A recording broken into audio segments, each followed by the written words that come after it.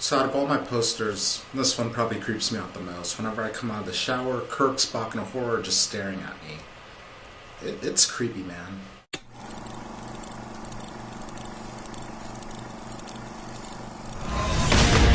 You are capable of deciding your destiny.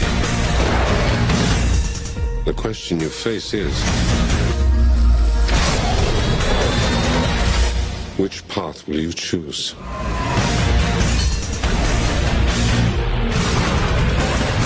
Either we're going down, or they are.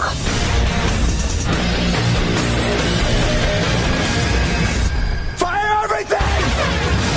Rated PG-13. So let's take it back to the summer of 2009. It started out horribly with X-Men Origins Wolverine. Of course, I saw that movie being bad coming from a mile away, so I skipped it and I got to start my summer the following week with Star Trek. And seeing this movie for the first time was probably one of my top 3 favorite movie-going experiences. Now the question is, how do you talk about the plot to this movie without really giving the whole thing away? I'll say this much. Due to something that happens at the start of the film, the Star Trek universe that everyone might know and be familiar with from the Shatner days is a little different now.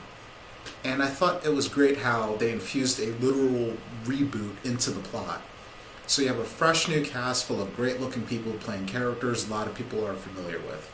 Chris Pine is Kirk, who's a bit of a rebel now. They ask him to do one thing, he does it his way, and it kind of works. Zachary Quinto is Spock, who's super uptight, but still likable and surprisingly awesome. Zoe Saldana is the smart and sexy Uhura. Carl Urban is Bones. I don't even know how to describe that dude. He was just great in the role. John Cho is a surprisingly awesome Sulu, and I really don't want to be around that guy when he has a sword. And Simon Pegg as the hilarious Scotty. The cast for this movie was just so game, and they revel in their characters and they do their own thing while incorporating what was done with those characters way back when.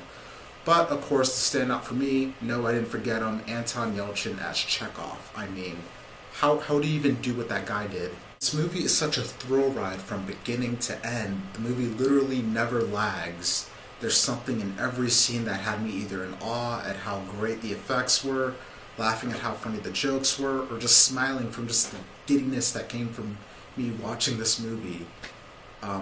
We get a film like this almost every year. In 2008 it was Iron Man, in 2009 of course it was Star Trek, 2011 it was X-Men First Class, and of course this year was the Avengers. Like, the film that's just this fast, slick, fun, smart action film, just tailor-made for everyone, that just has everything you can ask for. And I mean, I might get some flack for saying this, but I think Star Trek did the best job of being that film that just was that full package.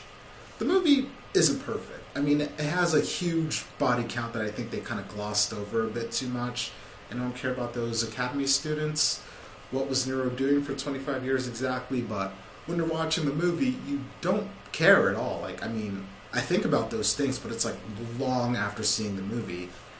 And since I thought the movie did such a good job, I'm a little scared for the sequel. I mean, it might not live up to the original, and I hope it doesn't follow that annoying trend of being darker and grittier, because apparently anything light and fun is just too kiddie and cartoony these days for adults. I mean, I love the tone of this movie, and I would like to see it kept in the sequel. But I really need to talk about the effects again. I mean, could they have been any better? I mean, writing, acting, directing were great, but from a technical aspect alone, wow. I mean, I might not have gushed about this as much as I did The Social Network, but once again, 5 out of 5. And if you haven't seen this yet, what's wrong with you? And if you like this review and you want to see more, please subscribe. I'd really appreciate it. Beat me up, Scotty.